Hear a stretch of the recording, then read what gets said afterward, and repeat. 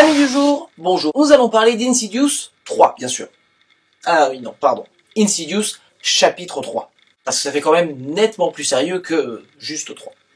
You have to be very careful. If you call out to one of the dead,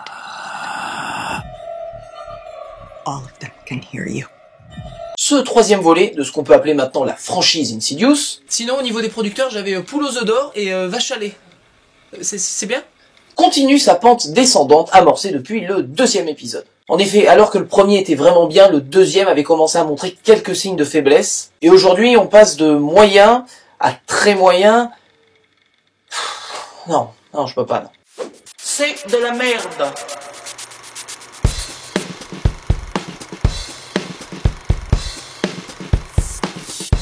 Permettez-moi d'altérer un petit peu mon propos. Quand je dis « c'est de la merde », il va un peu aussi prendre pour les autres.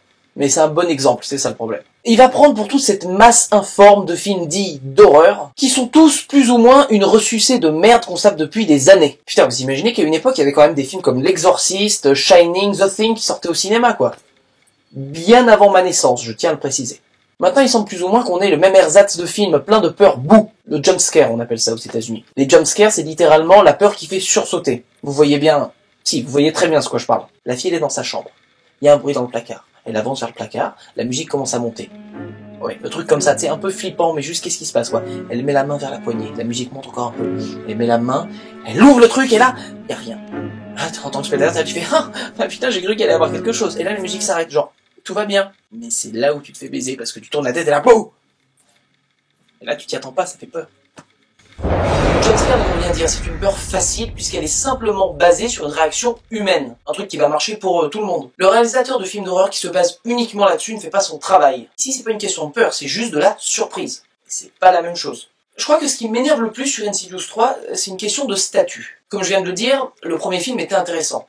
Construit dans une première partie surtout, sur des peurs plus viscérales, pas uniquement centrées sur la surprise. Même si certes la seconde partie du film essaya de capitaliser son horreur sur un personnage haut en couleur à la Freddy Krueger sans jamais en avoir la saveur, l'œuvre restait tout de même de bonne aloi. Le deuxième film capitalisait aussi, mais lui, sur les événements du premier. Il reprenait certaines scènes du premier opus en essayant de les faire voir de manière différente, ce qui aurait pu être intéressant, mais au bout du compte c'était mal exploité. Ici, pour le chapitre 3, nous partons en mode préquel, ce qui est toujours bon signe, comme on le sait bien. Et surtout nous enlevons la plupart des peurs qui fonctionnaient dans le premier pour rejoindre les carcans nuls et non avenus du film de peur moderne. Ainsi, non seulement Insidious n'est plus Insidious, mais pire, il rentre dans le carcan duquel il était pourtant parvenu à se dissocier. De plus ici, il est difficile de promettre mieux. Le chapitre le plus terrifiant de la saga. Quand on passe d'une sorte de démon à un simple fantôme, ou même quand on sait en tant que spectateur qui avons vu les deux premiers films, que l'importance de cette histoire restera toute relative. Pourquoi ? Parce que les seuls personnages récurrents de la saga sont tous vivants, à ce stade. Vous voyez ce que je veux dire. Il est aussi difficile de susciter notre intérêt quand on a des personnages dont la personnalité se résume en une phrase. La fille vit mal la mort de sa mère et cherche son indépendance. Le père vit mal la mort de sa femme et cherche à recréer la cellule familiale. Le fils, qui n'a aucune personnalité et qu'on voit quasiment littéralement 4 scènes et dont le seul intérêt narratif est d'avoir un ordinateur. Pour de vrai. Et encore une fois, n'oublions pas la seule chose qui justifie que nous regardons un film Insidious, la présence de l'équipe. Je veux bien sûr parler de Elise, Specs et Tucker. Leur formation que nous découvrons ici semble en plus être écrite avec des moufles. Ah, vous écrivez ? Bah vous écrirez ce que je dis alors. Ok. What ? Scénariste et acteur du précédent opus, Lee Whannell passe ici derrière la caméra. Il essaye de copier le plus possible le style de son prédécesseur James Wan, sans pour autant parvenir à un moment de mise en scène qui démontrerait un minimum de personnalité. Car oui, il préfère tout montrer en ne laissant aucune place à notre imagination, qui est pourtant le meilleur allié du cinéaste. Et c'est justement sur ça qu'on voit le talent de James Wan. Pour le premier et le deuxième film, sur le scénario de son ami, il arrivait à créer des peurs plus...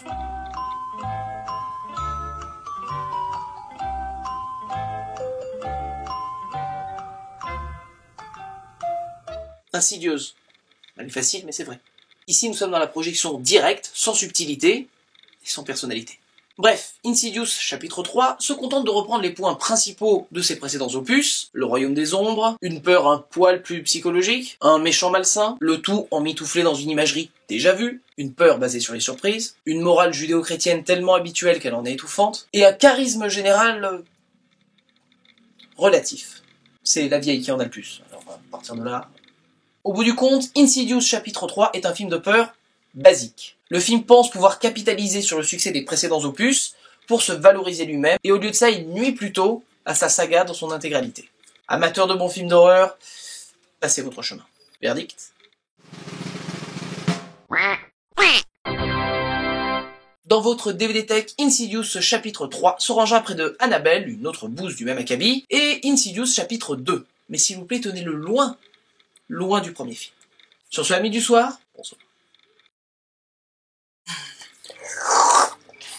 Maigre. Plein d'ersatz de... Non. Maintenant... Ersatz de films plein de pleurs... De pleurs ?